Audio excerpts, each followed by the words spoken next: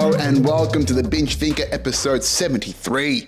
My name is Jamil Raymond. It's an absolute pleasure to have you here as always.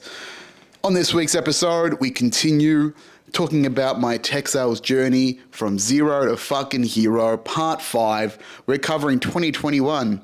Remember it? A simpler time, somehow. Even though it was the midst of the fucking pandemic. Somehow so much simpler compared to where we're at today as a society. Holy shit. But yes, crazy year. Very transformative for me. The end of my time with Telstra, the birth of Tech Sales Academy, so many crazy things happening in this time.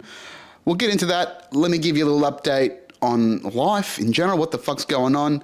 Over the weekend, had another successful week of teaching Tech Sales OS version 1 to a great bunch of excited people giving me good feedback. Like I told you, this is monk mode, this is fry mode, and we're only halfway through and it's tough, man. Whew, your boy is cooking along. Just doing the 3 sessions, I might have said this last week, but doing 3 90-minute lectures in 16 hours with 5 hours sleep in between, it takes it out of you.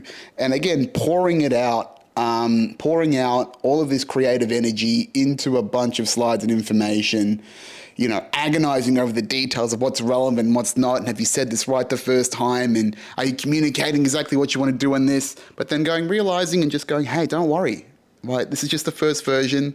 There's still plenty of value in here, and you'll refine it and perfect it over time. It's just, this is my head, this constant tussle every day, making my deadlines, trying to get as much, value out there, trying to recover mentally as well. Like, my life is pretty boring, but still these weekends of just intense teaching, getting feedback. It also doesn't help that like on a Sunday afternoon, I'm pretty cooked and then I'll just cut loose a little bit and I go the double. And what do I mean by the double? The double for me is smoking twice on a Sunday. Usually I just reserve myself to one small portion of my medication, my medical marijuana for the day, and that usually does me. And when I have 2, it's like doubling down. And double is a lot. So I do end up pretty mentally fried by the end of the day if I've had 2. Just usually it's a bit of a top up. I went to the beach Sunday afternoon after a long day of teaching, getting the newsletter out. And it was one of the rare hot days we've had here in Melbourne this summer so far. It has sucked as a summer, in general. Went to the beach. By the time I came back, I was like, I don't really feel that baked anymore, and I'm just going to chill and, and have a bit of time to myself and recover. And, I've always said this, but having 2 of those, I definitely feel it the morning after. Plus the fact that I usually have a big carby meal and I'm usually just out of brain cells and just out of energy. I remember at some point, I think it must have been like 7 p.m. last night. I'm recording this on the Monday before this comes out. Just like feeling empty, real empty. Not in a bad way, but just like all of my reserves are gone. And today I woke up still a little bit tired. I tried to make sure I got extra sleep. I think I slept about 9 hours to compensate for the lack of sleep the night before, and then a pretty full day yesterday, Sunday as well. But again, these loops of burnout potential, I'm sensing that a little bit. And look, I can't necessarily trust all my judgments today on a day like today where I have fully exerted myself and probably have, used energy reserves and stores and they're not fully recovered yet. That takes a couple of days to really get your full self back. Realizing am I going to survive the next 2 weeks, or will I have to delay something or push something back? I don't know. I'll get some slight concerns, but I think that's just, again, the anxiety creeping up of, just not recovering. I know my anxiety starts to work its way up when my brain is fatigued. Like sometimes when I'm just, for some stupid reason, I have a problem going to sleep. And then I'll just stay up, even though I'm tired and I'm half awake on the couch. And then just random negative thoughts will enter my brain and I'll get anxious and I'll be like, why am I even thinking this right now? And then I realize, my brain is just like fizzling out and it's going, go to bed, you fucking idiot. And that's what I do, is I have to drag my ass, get my butt up or downstairs, brush my teeth, go to bed, do my routine. But yeah, always had a problem going to sleep as a kid. Never really cared for bedtimes. That's completely changed now. Like fucking hell. Like teaching at 10 p.m. on a Saturday night, I'm like, ugh, I've never felt more old or more boring in my life that from like 8 p.m. onwards, I'm like, all right, keep it together till 10 p.m. You keep it together till midnight. You've got to, muster the energy to stay awake. And I'm like, fuck, man, I'm 33 and I'm struggling and I'm having to mentally push myself to stay up till midnight on a Saturday night. What have I fucking become? But that could be for the better, right? I mean, it makes sense if I'm going to bed 10 p.m. every night, creating that habit, which I want, and then somehow the concept of a weekend sort of pushes us to go, no, have more time and spend more time and head outside, which is perfectly relevant and right, of course. I'm not a fucking loser, although it sounds like I am. Sometimes I do feel like it at the moment, but I know that's just the imbalance of, just being all work and no play right now. So, yeah, like, just those things. That's what I'm wrestling with constantly every day. But I think, as I go through this process of creating a course, it gets easier, right? The information gets easier. I can just copy and paste templates. This thing does keep expanding every week with the great feedback I'm getting from my cohort, right? So there's a lot more to this than I expected, but that's okay. I'm committed to getting the first version out. I say it like this. People are going to get the greatest hits, version 1, and then I'll take a bit of a break because it's a lot of output, and then I'll expand from the greatest hits to director's cut over time and make it better, right? So it's a challenge for the inner perfectionist in me to not put out a pristine solution, just even like video wise and editing wise and things like that. Like they are just recorded Zoom sessions to start with.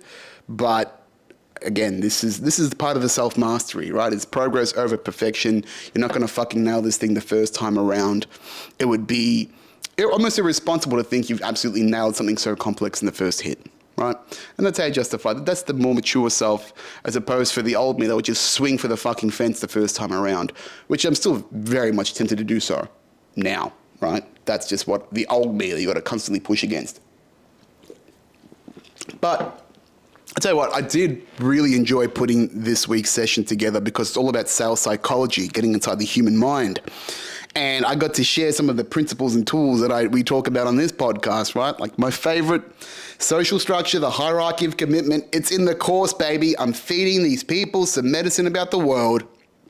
I've put in some learnings about energy and emotions being energy, and the great learnings and the great lessons from Dr. Joe Dispenza, and about how you can use emotional and mental alignment to create conviction and direction in your life, right? These are the cool, interesting things about the universe that the average tech seller wouldn't have no fucking concept of or idea of what I'm talking about. But when you put it in, when you're able to contextualize it into the world of tech sales and the way we integrate and communicate with other and ourselves, because I've been these people and I know how these tools have worked for me in my own inner world, and I can communicate that to them.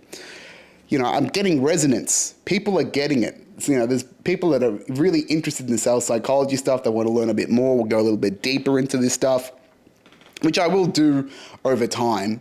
Right? I've just got to get a product out there. And I do definitely think that the future state of Tech Sales Academy, or whatever I do after that, will be focused on course creation, universal principles, life principles, that sort of thing. I think that'll be the real fun stuff that we work towards once I get the more functional education that I've got to offer people. Maybe I can go a little bit deeper into the woo-woo and the spiritual technology stuff. But it's overall, really enjoying the process. More sales are coming through, more people are resonating. It's fucking great. Again, just got to keep working. I've still got the Hawaii video to come out, and I think that's really going to put some fuel on the fire once that comes out. I've got some great little marketing ideas that I want to play with. I am really excited for the next phase of once I get the first versions of the course out to a level I'm satisfied and I can focus on being a marketer and an advertiser. They've got some really fun ideas, just fun content ideas of being a bit of a dipshit and, just trying some things that I think, again, they don't have to be factual ads to get people involved in the brand. They can be just interesting, engaging stuff. I got like this idea of like a post-game interview for a tech seller, and and the guy's just talking about, just the context of like, talking about a deal being won in the context of a post-game interview, and just like some guy in a suit. He's got Tech Sales Academy on the sponsor board behind him. Just, saying all those typical sportsman platitudes like, yeah, we just put in a good 4-quarter performance, and full credit to the engineers here for, doing what they do. And just, I want to thank the sponsors, thank Tech Sales Academy, all that sort of stuff. You know what I mean? Just putting different spins on and different flavors on the way to think about tech, because I think, most people, when they're trying to develop their careers and this is something they're aspiring to and it's stressful, just some comic relief to go, hey, this is not a big fucking deal. That, it's got big money in it, but it doesn't have to be a big deal. But that sort of confidence comes with time, and I'm aware that I'm doing that from the top of the mountain. But again, it's good for people, to just relax and enjoy the journey. As I learn myself to enjoy and slow down and enjoy the journey a bit more, I have to pass that on to my people, but also walk that talk too, right? I have to walk the talk as a leader. All right. That's the updates. Everything's fun. It's hard work. I'm boring as fuck, but that's okay, because I think I might have told you last week, I'm going to Mexico, baby. I'm going to go to Mexico for 2 weeks. Haven't booked the flights. I will now, doing a mastermind and then a week in Tulum, which is the Bali of Mexico. So yeah, and I'll be there on 420 as well, which will mean I'll have to pre-record my 420 episode about medical marijuana and its and performance. I know I keep talking about it. Very keen to do it. But yes, oh man, I'm looking forward to a goddamn break. Even though I've talked about this last week, I haven't had Hawaii was not a break. It's work. It's work. But it's worth it. Always worth it. All right, let's go dig into the recesses of my past and pull out some interesting shit, huh? So, 2021. So this is financial year 2021, right? So this financial year was from July 2020 to June 2021. We're in the middle of the pandemic. Right, this is the first lockdowns. People still believe COVID's dangerous and not a hoax. Everyone's still pro-vaccine. Or that they've even got a vaccine. There's no vaccine yet at this point, right? In June 2020. Everyone's working on it. Everyone's working on that fucking vaccine, and it's going to be a race to the finish line to see who's going to make the billions of dollars out of people. And as we talked about, I had the culture. I was a top 1% performer in leadership. In the previous year when I was a client executive, and now I've been promoted. I've applied for another role in the team, and now I've gone from account manager or inside salesperson into the senior seller. And this role was the role that I had aspired to when I'd first joined Telstra Business / Enterprise, probably about 4 or 5 years previous to that. So this is when I'm starting to make some good money. What was I on? I think I was on about 160K OTE, right? So good coin for a 29-year-old to be on that isn't working on the mines and not driving a truck. Still underpaid for what I do in general industry, right? Someone in that, I know that I'm at the bottom of the pay grade for my role. There are, this is part of the thing that I rally against in building Tech Sales Academy, and learning for myself as well, is that there are fucking morons that were earning, 30, 40% more than I was. Probably about 30, I'd say, in the 230 to 250K mark OTE.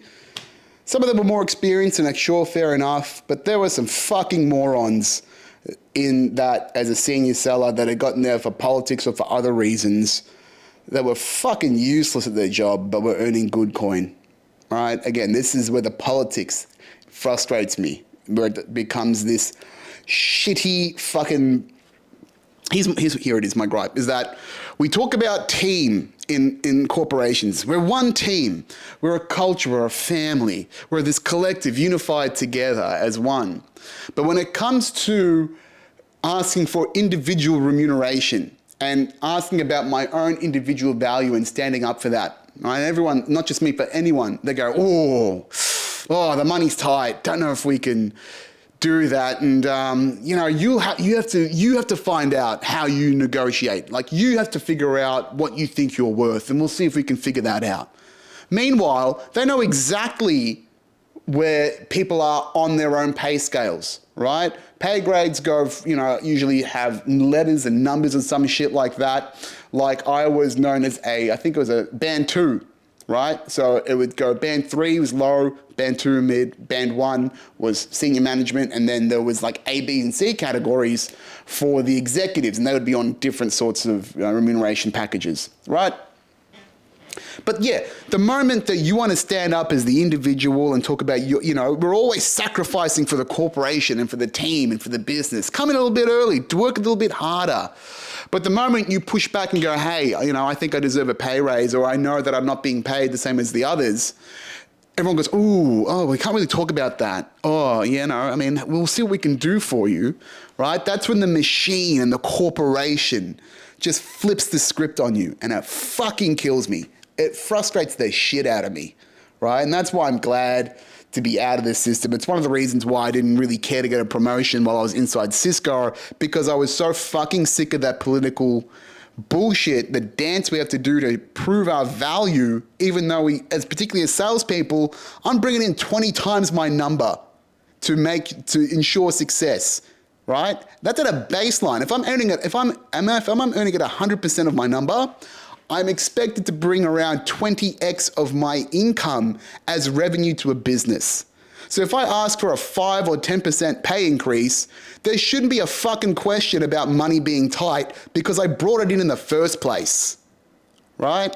And then when you consider, when you're in an organization, particularly a big sales org, how much what you bring into a business dilutes into a corporation, it shouldn't fucking matter that I ask for 10% more money, because for example, $6 million that I bring in, actually, this is my last year at Telstra, I brought in $14 or $15 million worth of sales in 12 months, right? Against a business unit's target of probably close to $1 billion in revenue. And you're going, I don't know if we've got the money for that. Motherfucker, I know you've got the money for that, right? Because there's some idiot who's paying for my pay rise is going into their credit card expenses, or into a fucking, a car spot for somebody else, for some other corporate dipshit that doesn't bring money to this business, right? The politics of corporations, as you can tell, frustrates me to no end. I'm so glad to be out of that shithole of a machine. Not just Telstra, not just Cisco, not that I really cared about Cisco's, but in general, the corporate horseshit. This is what we are waking up to. This is when people go, millennials and Gen Z, they're not working like the others used to. Yeah, because we see the fucking faceless bullshit and the consumerism of a corporation, and how much horseshit it is, and how political it is. Right? And these things are just designed to take from us, right? All employment is in exchange for time for money. And there's plenty of times where that overreach happens in an organization, scope creep, where you're working extra hours just to earn the same amount of money. Fucking horseshit, mate. Anyway, on this episode of my mental health care plan has run out. Regardless, I got a promotion. It was about a $55,000 or $60,000 pay increase. Can't really complain about that, right? An extra 60 grand in my pocket if I make my number, which I did, and then some. So a lot more to this, right? So I've gotten this job. It's fucking great. Like we said last week, I was just out. I just finished my transformation. So I'm shredded. Now I've got a bit of coin. Can't go anywhere and enjoy it very much. But so what do? And stupid me, one of the first mistakes that I've made the moment I start leveling up in money, I burn it on lifestyle. Because what I did was I leased an Audi S3, a beautiful white Audi S3, a beautiful car, don't get me wrong, right? Thinking, I'm going to be out on the road and speaking to customers, and I can afford this because I had an old shitty Falcon, my first car, beautiful vehicle, right? Do miss my old Falcon, reliable as all hell. And I was like, I deserve this, time for the level up. And then so I was spending like, I don't know, like $800 a month, maybe more on the lease, probably even more than that. I can't even remember now, on leasing this vehicle because I thought it'd be a tax deduction against my expenses. And that thing was the most expensive dust collector I've ever had. Because I got to use it a handful of times, but for the 12 months that I was in that role, we were in lockdowns the entire time. So that thing was sitting, I picked that beautiful Audi in my, left it in my garage, and I think I didn't use more than like 4,000 or 5,000 kilometers in 12 months, maybe even less, right? The most I got to use that thing was to take it to the 12 Apostles. I drove my mate Sam down, I think around Christmas when we were allowed to go out, did a nice day trip, absolutely fanged it down to the 12 Apostles using the back roads because that thing was powerful, right? I was doing, I don't know, probably shouldn't say because I was going very fast. And I'm not really much of a car guy, but I was like, this is fun. Like, let me get out and enjoy this for a bit. But by the end of the year, I was like, this is expensive dust that it's collecting. And I had to give it back, and I was glad to. And I leveled down a little bit and was a bit more appropriate with my spending. Anyway, got the perks, right? So now I've got a pretty big sales target on my back, $12 million, $1 million a month during the longest lockdowns on the planet. Okay? Good thing is I've kept all my major customers, all of my big customers we've talked about, Murray Stope, Save the Children, Hassel. So I've got my big ones there. I'm feeling good. I'm feeling confident because I understand this business really, really well, more than most people. And that starts to show when I become this senior seller. So shortly after I get this promotion, a couple of things fall into my lap. I'm still, fresh off being this culture champion, being a top 1% leader. That's still fresh in the minds of people. And then, so I've got this culture championship. I'm freshly promoted. I'm a big boy seller now in Telstra Enterprise. Not that I'm in the top end of Telstra Enterprise. I'm still in the mid-market / low-end government and enterprise stuff, the tail end. Still interesting stuff. I'm happy to be there. I don't really like government and enterprise accounts. They're too big and they're too slow and they're just too boring.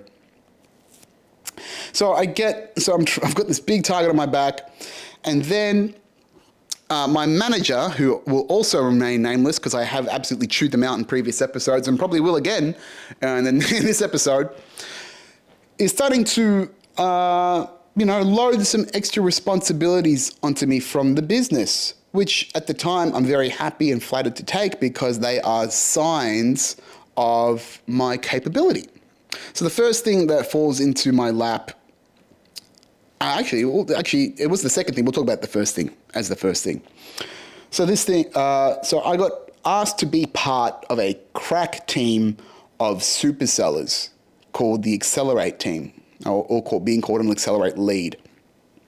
And basically, each sales manager and every sales team had to pick an individual who they thought would be best to help contribute to the wider business by coaching large and strategic deals using this methodology we just taught called the Miller-Hyman method, which is a very good methodology for teaching strategic technology sales. And I do take a lot of those elements from Miller-Hyman and put them into Tech Sales Academy. So this Miller-Hyman training was actually one of the first genuine, useful sales trainings that I've had. It's only taken me about 8 years to get there. So we've all been taught about this new way of selling, and they're trying to implement it into the business. So we've got these accelerate leads. So basically, we are responsible to help coach my colleagues in my team, right? So there is 8. I'm in a team of 8 or 9 senior sales. Let's just call it 8 for ease. And some of these guys and ladies have been selling tech 15, 20 years, right? Some of these people have been around quite a long time. And I am the youngest, if not the second youngest on the team, alongside a mate of mine, Craig. G'day, Craig, if you've listened to this. He's a good bloke, loves a Gatorade saxophone. So in this team, I'm in the same team as Alex, who I talked about yesterday. So I've gone from, yes, account manager to now BDM. I'm in the same level of Alex and all these other sellers. And they're a good bunch of people, right? And we're all just struggling because it is the middle of the fucking pandemic, and we're all just trying to make sense of things and still maintain a day job. Fortunately, what we do is in high demand, right? We weren't just locked down doing fucking nothing like a lot of people were. Like technology, and particularly in the segment of customers that we had a few government and councils and a lot of not-for-profits and hospitals. So these are considered those emergency services and things like that. We were busy. We were busy because people needed laptops, they needed additional connections, they needed infrastructure to support remote work. So it's not like we're just twiddling our thumbs. We had shit to do. Regardless, we still had some ridiculous fucking targets from the business, right, to achieve. And that's because the business at large was collapsing. It was falling over. But it seemed like we were falling apart, but it was a deliberate collapse, and I understand why. So they were expecting some ridiculous numbers out of us to maintain the status quo that were completely unrealistic. But so this Accelerate Lead team that I was a part of, so we had to coach our colleagues. Again, I've just walked into this team, this fresh-faced kid. I knew everyone, but now I'm just this new kid that's going to have to try and teach all these other senior sellers how to suck eggs, how to do their job. And it seemed a little bit weird at first because, like, why would they want to listen to this hotshot kid and why would you want to listen to me about it? But the reality is, like, I had a lot of skills that these other people did not have, and that's what put me ahead of the game compared to them. And it wasn't necessarily that I knew more about technology, it was more I knew more about the machine. I knew how to work the Telstra machine better than anyone else that I knew to my advantage to get outcomes for customers. I knew the inside systems. Again, we talked about this 2 episodes ago. And because Telstra was such a clusterfuck of an organization with legacy systems and it's bullshit and still is now, it was too much of a clusterfuck for most people to get into the weeds of and figure out. But I did at a necessity, and then it became my advantage. So I was happy to help and lean in. But also, like I've talked about, technology sales is only about a 30 to 40-year-old industry, and it's only been relevant in the last 20. Okay, so and most of the industry previous to that, to the modernization of it over the last 15 years since the boom of technology and social media, etc., is that most tech sellers were just personable nerds, right? They were, instead of being full-on engineers, they were a little less technical, a little bit more forthcoming as people, but they didn't understand about business or sales strategy, or didn't really understand the emotional side of dealing with people and how to build those relationships or how to work the machine. They were just there selling the dream, talking about the technology, how much does it cost, who's going to implement it. And then they would just wrap it up and then throw it over the fence once the deal was done. A lot of the detail behind how to implement the solution was missed, and it caused all these downstream clusterfucks that caused me headaches for most of my career to this point. So I could add value by teaching them about the machine and how to work it to get things done better inside the business, which blew a lot of their minds because I was able to get much better deals done, much more rates, create more efficiencies in their day-to-day operations. And then, again, teach them about strategic selling, because a lot of these guys are just like, just make them like you, mate. Telstra's a big brand. Everyone chooses Telstra. Just make them like you, which is actually not incorrect as a strategy, right? And getting customers to like you, putting a good solution plus a strong brand that you work for is that's tech sales in easy mode. And I did that for a little bit as well, right? But to build these big complex solutions takes a lot more work, and it's not easy mode at all. But having a strong brand behind you definitely helps. So aside from this coaching, right? So this coaching and teaching people, all my colleagues, my sales colleagues, how to sell effectively. The one of the key tasks of this crack team of super sellers is that we've got to somehow try and deliver an extra $100 million of sales above the already extremely high and ridiculous growth targets to show that there is still value in the business. And this is how it's being explained to me, right? Is to go, basically the business is in big trouble, like the enterprise business or the mid-market where I am, Tailored Enterprise, is in big trouble as an organization. And to make sure we can keep things going the way they are, we need to bring in a shitload more money and prove that there is still money on the table to make us, still valuable as an organization. I'm like, fuck, that's a bit dire. And then up to this point, there's cracks already starting to form in the business, right? Shortly after I got put into this team and I got this dire message, Mike Abid, who was the director at the time, he had just left, right? And this is just shortly after we did this, this leadership program. I was really happy to be a part of it. And it seemed like there was a bright future ahead. And then he goes, and there's this, and you obviously, when executives leave a corporation, there's gardening leave. So it's very hush-hush about the means behind why he's left. But that's just, again, corporate horseshit. So I've got some coaching, right? I've got to do my deals. I still got to get my deals done. And I'm still navigating the complexities and solving all of these clusterfuck issues. I've said clusterfuck. That's the word of the episode today, folks, is clusterfuck.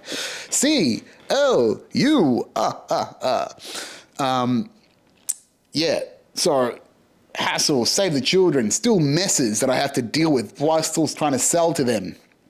Again, under a pandemic, I'm doing this stretch project called the Accelerate Lead stuff, and I'm not getting paid any extra for that, right? This is just a merit, I guess, which is horseshit when you look back at it. And then, so on top of that, I have to coach all of the rest of my team and basically do my sales manager's fucking job, right? That's a manager's job, is to coach and develop their talent. That's the whole point of a sales leader, is to lead the sales team and make sure they work effectively as a unit. Unfortunately, our sales manager at the time, who I've ranted about, is shit and pretty useless at his job. As a sales leader, he was a great technical specialist, right? But somehow he made the transition from super seller to people leader, which is a common misstep in sales organizations, is to put very good sellers into sales leadership positions, because sales leaders, they have to care about people. Super sellers only care about themselves. So there's a huge difference, and there's a range of skills that are required in the job. And basically, this manager does not get through to the rest of the team. And what I've come to realize is he is the core cause of the toxicity and the dysfunction within the sales team, both on the account manager side and on the super sellers and the BDM side. It all trickles down from their inadequacy to lead and manage a team. So, it has to, for them, I have to wipe away this perception. It took me a while to realize this, but I have to wipe away this perception from the rest of the team that I am this manager's suck ass, because I've just come in. I'm literally fresh. You just got a promotion, and then 2 months later, they're like, all right, not only has he been promoted, you have to listen to the newest member of the team and take strategic sales advice from him. And there's definitely this element of, who the fuck is this guy? And why do I listen to this idiot, right? And not in a huge element, not they would dismiss me, but you can sense that tension of who do you think, who's this guy, right? Why is the business putting him in front of us? Because anything that's being pushed by the business at this point in time in Telstra is not healthy, right? It's a toxic culture. So I have to explain to these people, hey, I'm not doing this to be a suck ass to the business, to my colleagues. I'm doing this because I genuinely want to help. And the reason why I'm successful at what I do and why I've gotten to this where I am so quickly, right? A lot of these people, it took them almost 7 to 10 years to become this senior seller. It's taken me 5 years, maybe a bit technically less, right? 5 years in Telstra, I was there because there was 18 months and then three years as an account executive. Yeah, so basically 5 years, which is pretty good in my eyes, right, to get to that point. And I'm going to go, hey, I'm not doing this to be a suck ass and to be a corporate shill. I'm doing this because I want to help. I actually like coaching and developing people. I've been mentoring people, again, other account executives and other account managers in the past, because I know this place is a mess. I know how to work the systems in my favor, and it really helps save my day. So I want to pass this on to you guys so you guys can suffer less as well. And that's when I start to win the hearts and minds of the rest of my team, because they realize that. And they go, he's not just, trying to be, I'm not, managing up. I'm just going, this place is a mess. Let's work on this together. And so coaching these people, getting some good results, big wins. Oh, is it big wins? Big customers, few great wins, right? I'm consulting now on how to do strategies for banks, for giant law firms, for big tech companies, right? I'm getting involved in some names, big names that I'm not allowed to talk about, and I wouldn't want to anyway. But, $100 million, if you've got to pull in big strategic whales and deals, that means you've got to deal with some big customers. So there could be global customers that are trying to set up local operations. They're, big other companies that are trying to enter the market and need infrastructure. Big names in various industries that are looking to, modernize and, do digital transformations, because that was a big buzzword at the time. So it's not like I'm just, teaching how to sell to mums and dads. This is how do we position with these big organizations, these corporations? How do we find the technical and financial stakeholder? How do we find out what's in it for them personally and professionally? These are all methodologies and little tips and tricks from the Miller-Hyman method, which I, again, use today. Very useful stuff. So I'm coaching these people on big deals, and I'm doing that, alongside my day job. And then I get another extra stretch project. And this stretch project is a very interesting one, really, really interesting. So, as an incentive, air quotes, to be helped, to when I got this promotion to becoming, it was called a BSL, a Business Solutions Lead. Very shitty title. Not a big fan of it. I would just call myself a BDM, right? Business Development Manager. Because what I was doing was basically what I was doing as an account executive, which is, selling every technology that Telstra sells under the sun. But instead of managing the accounts and doing all the admin work, I would pass that on to my account counterpart. I will not name her. I don't think she would mind, but again, out of respect. But we were great friends. Hopefully still are. Got to catch up with her. So I would pass on the admin work, but I would teach them how I would do it to make their jobs and lives easier. And I would just focus on pure selling and business development, relationship development. So as part of this incentive of my role to join it, they wanted to give me a customer, a high-profile customer, and they wanted me to look after it. And this customer is called Sayers. Okay, I can say... Again, there are some limitations about what I can say publicly. I'm just going to talk about the relationship. I'm not going to talk about the things we did necessarily, because again, out of respect for the business. But some of this stuff is publicly available anyway, so it doesn't really matter.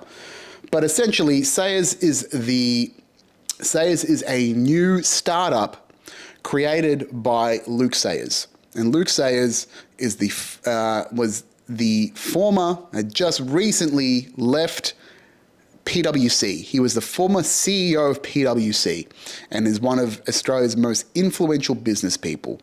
This is a guy that was, has got solid business and personal relationships with pretty much every political and business power broker in the country, probably globally in a lot of pockets as well.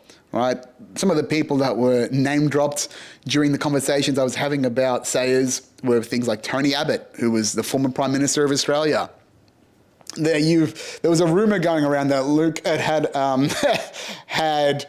the former Victorian Premier Daniel Andrews at his property, and there was a ruckus that was the cause of why Dan Andrews broke his back for a while, right? Luke is a big power broker, right? He's a big power broker. He had personal connections to the CEO of Telstra then, Andy Penn. And so basically what had happened is that Luke had gone, hey, I'm on gardening leave. He had just left CEO. He left PwC. Gardening leave is a common term used in business circles, basically to say you have a non-compete clause in your contract, so you can't work for a competitor. You can't do anything in a similar industry. So you have to take, and that could be 6 to 12 months. So yeah, you're not allowed to be officially seen and employed by a competitor. But so yeah, you just do some gardening. You sort of just potter around for a bit and sort of wait it out. But Luke had left to create his own consulting firm, Sayers. It's in the name. But so Luke was what Luke was doing was creating a boutique consulting and advisory firm for enterprise and government. Basically creating a small, lighter version that was more focused on technology solutions, doing deals to help implement and uplift technology inside, large enterprise and government customers that he had relationships with, and sort of added a more technological layer of innovation to what PwC as a consultant would do to a standard organization, which is consult on business strategies and whatnot. So basically it goes, Luke and Andy are connected. Luke, I presume, goes to Andy. He goes, Andy, I'm starting a business. I want to partner with Telstra, number one, the biggest telecommunications company on the country, biggest B2B tech company in the country. Want to partner with Telstra, need an account team. What can you do for me? And so I presume, and that goes, yep, let me find someone that can give you some real personalized service in Melbourne.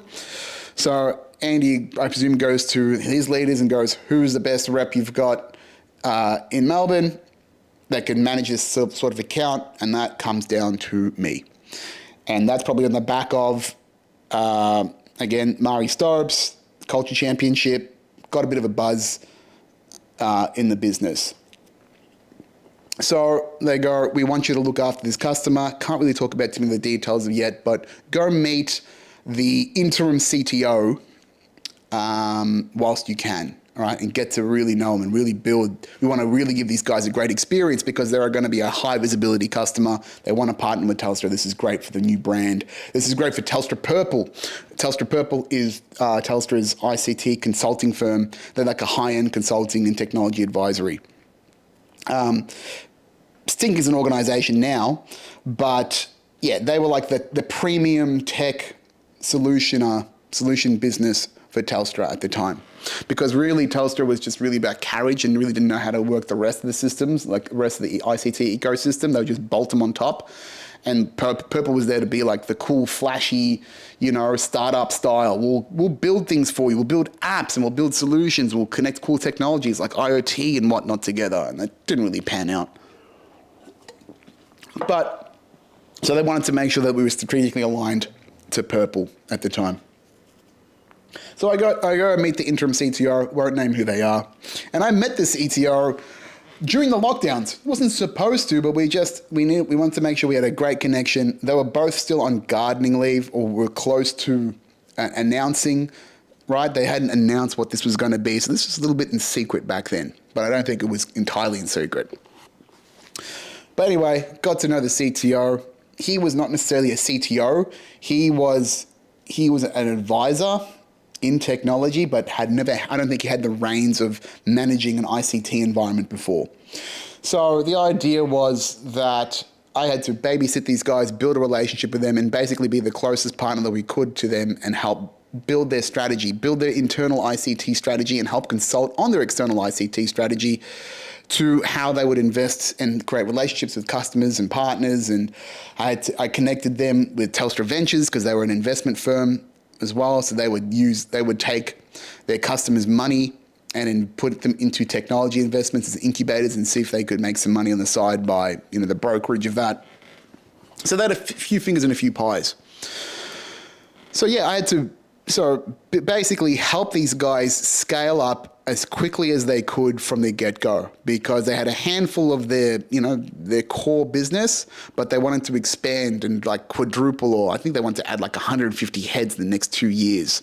So we had to build them a technology strategy that would be scalable and long-term and suited to their requirements. And that was down to me to build and sort of consult on. And that's some pretty crazy shit to be doing. That was my 4th year in B2B sales. They're like, go develop go co-develop, consult and deliver a scalable ICT solution for one of the most highest profile people in Australian business. I was like, okay. And we did, right? So I got to know this guy, understand his requirements, built this solution that was very Microsoft and cloud focused because of the scalability of Microsoft's ecosystem for B2B. It's pretty good, right? It's hard to beat. That's why they're the biggest, most valuable company in the world right now. So we built this strategy with them. I get to know the rest of the business, the other partners in the organization. And throughout the year, I'm helping them create strategic alignments and trying to figure out where the synergies are in the business, right? And these synergies are like, all right, they've got connections to Microsoft. They know the big heads at Microsoft. Let's go create a strategic partnership with them. Telstra, Microsoft, Purple, Sayers, right? Put them in touch with Telstra Ventures, the investment arm of Telstra. Get them to connect and see if they've got any ideas that they can co-collaborate on mutual investments and take that to market, right? Talking them to Telstra Energy and all these other different areas of Telstra that aren't just selling, ICT to provide strategic alignment, right? To really integrate them into the ecosystem. So this is pretty cool, interesting, different shit. You would not be doing this day to day. No one else in the business is doing anything close to what I'm doing, which is cool. Right, so I'm doing that throughout this sales year during the pandemic, can barely see anyone. I have to build a crack team of people at Purple and another partner called Ericom. Shout out to NT, who became my right-hand man and partner in this organization to help build this personalized relationship. And handheld this customer, build them a technology strategy that would help scale them and help them grow whilst maintaining its security, because they are a government advisory firm, so their data security needs to be on point, because if they leak if any of the stuff in their environment leaks, there goes all of their trust, there goes, some very confidential information that could go out the window and ruin the reputation. So there's a lot on the line to get this right. Fortunately, I do get it right. Again, high profile customer, they're scaling well, they're hiring.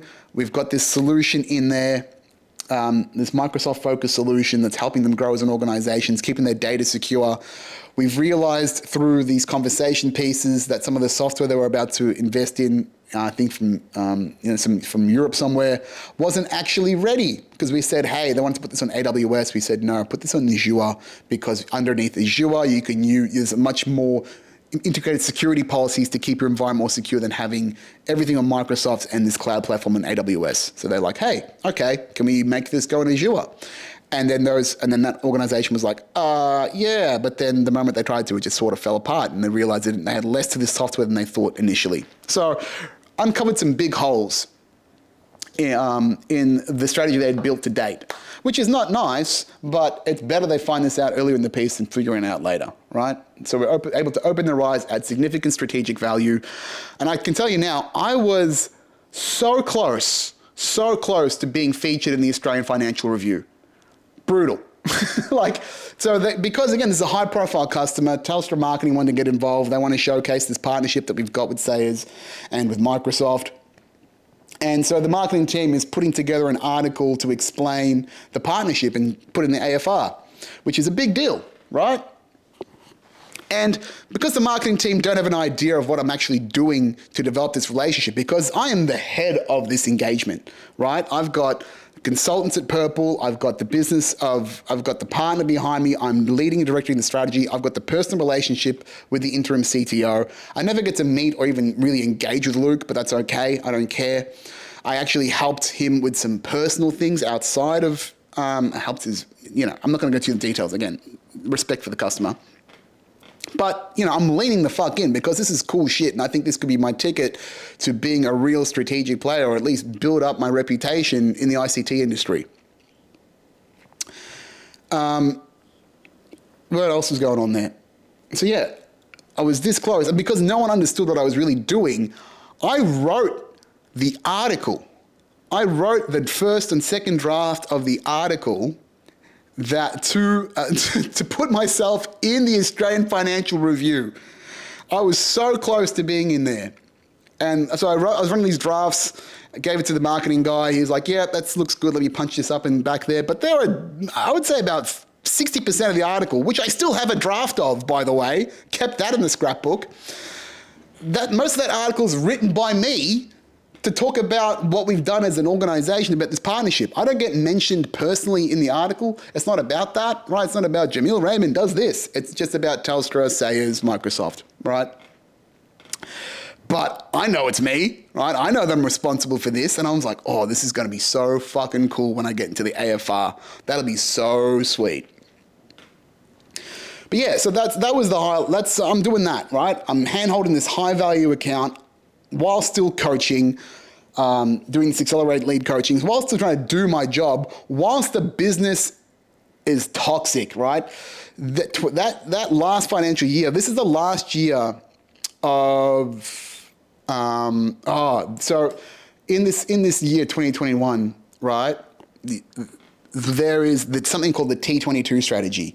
And this is Telstra's strategy it's their big strategic strategy to reorganize the business for future profitability. That's what they're saying. But what we know of it to be is to be a mass layoff and a mass leaning of the business to really significantly reduce costs because it's a bloated organization. It's just lost a significant amount of value over the years that are coming up into it because at the time, Telstra had sold a lot of their copper network, a lot of the stuff, the high profitable products they had, such as broadband and things like that, and phone lines. They had sold that to the NBN. And so they've gone from wholesaler, to retailer, and that margin is significant. So their revenues coming in are dropping off. Also, the price of our core business, which is carriage, right? Mobile plans, mobile coverage, data connections, fiber connections, they're all significantly dropping in price, right? The premium on those is they're becoming a commodity, right? So then the revenues are significantly dropping down. The revenues they're getting from other parts of the business, such as cloud and networking and all these sorts of things, aren't there enough to recover the business. So we understand that. So we know that there's this huge cull coming. So during this time where it's lockdowns and we're juggling crazy shit, I'm juggling all these things at once, the culture in Telstra is bad. It's toxic because everyone's in survival mode. Everyone's covering us. No one knows what's happening. Not even the leaders. Everyone's being very tight-lipped. Everyone knows. Then, when shit like that happens, the rumor mill starts going out. What's going to happen to our jobs? People are just keeping up for their own necks. The politics really comes out. It gets really bitchy and cunty in there. And so even though, so throughout the sales year, God, let's talk about April, May, June, right? The latter half of that year, everyone knows cuts are coming, big cuts. Everyone knows big changes are coming. We don't know what, but they're coming. And they're trying to implement Agile, which is a methodology for software development, as an operation structure inside the entire sales organization, which is a fucking terrible idea because it's not built for that. It's not built to mobilize and maintain structures of people to do their jobs. It's there to manage products and iterate on products. But nonetheless, everyone knows this is bullshit, but the powers that be, the SLT, they've already ticked this off with fucking McKinsey or BCG or whatever high-end, big corporate consultants they've used to implement these changes. That's just the direction the business is going. Also, we have this new director of Enterprise named David Burns, who was Mr. Burns from The Simpsons personified. This guy had evil, just evil aura, evil fucking aura, bad juju. I remember the first meeting, the first all hands this guy had in his office I think he was in Adelaide, and he had this really macabre animal skull or stuffed raven. It was just something really macabre in the back of, like, as you know, just in the background of his Zoom, or we were using Teams at the time. And he just looked like one of those old school, not him personally, but the vibe of his house. You know, like if you go to there's probably like South African rich people that you don't want to go into their house because they probably got like a shitload of hunted and poached animals like deer heads and lion heads and shit. It felt like he had some dark past old money running through his veins. It was not good. Oh man, and people that I talked to at that time were going, oh, I don't know. Like, everyone was just like, this guy seems weird and seems off. And so it's an absolute clusterfuck of a time. Clusterfuck, again, definitely the word of the episode, folks. Also, not medicated, just chilling out today because I'd run out of brain cells last night. In case you were wondering, I mean, that's so funny. Sometimes I get worried that people can tell that I'm high during podcasts. I'm getting better at just adjusting and accepting who I am. But realistically, if I'm fired up, you can't tell. I really don't think you can tell. And I definitely make more sense high than a lot of people do sober. So I'm just really going to get the fuck over it. Anyway, yes, there's this restructure coming. We don't know what's happening. I think that I'm good, right? I think that I'm fine because I'm still upbeat, I'm positive, I've got all these things going for me. I'm coaching people to success. I'm making my sales number, although I will say that I looked like I was struggling that last year to make my number, but that was because my Q4 was so full. So my Q3 was dead. My first half, I just made it, but all of my deals were going to come in at June 30. It was a very back-heavy half. So I think I went from like 30% for my half to like 130. I'm pretty sure I brought in $5 or $6 million, if not more, in like the last 6 weeks of me being there. And that was the time where, spoiler alert, I knew I was being made redundant. So I was just like calling every favorite. I'm like, guys, I'm getting the fuck out of here. Let's do deals now. And all of my customers that I built relationships with, that I had built the law of reciprocity with, were like, fuck, man, that's rough. All right, let's do what we can. Let's get it over the line. God bless. Right? God bless. That's the power of these good business relationships you have. Because I want to deal with you. And if you're saying, hey, I'm getting the fuck out of here, and they're going, whoa, what is going on? Let's do business. Let's hurry up and get this done. It's wonderful to then know that you've made these genuine business relationships. How much have I done? Oh, I've done pretty much an hour. All right. Well, I think, I'm going to leave it there just because it is 7:30 and I've got shit to do before I put this out for tomorrow. I'll leave it there. I know I've talked about the redundancy in the past, but again, I think it's worth, now that I look back at it and I've got this new layer of who I am and how, I'm connecting the dots of where I am in this narrative to date. You probably guys don't fucking remember what I talked about last year. I don't even remember last year either.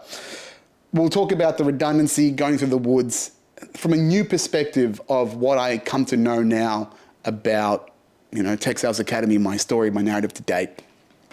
Hope you're having fun with this, guys.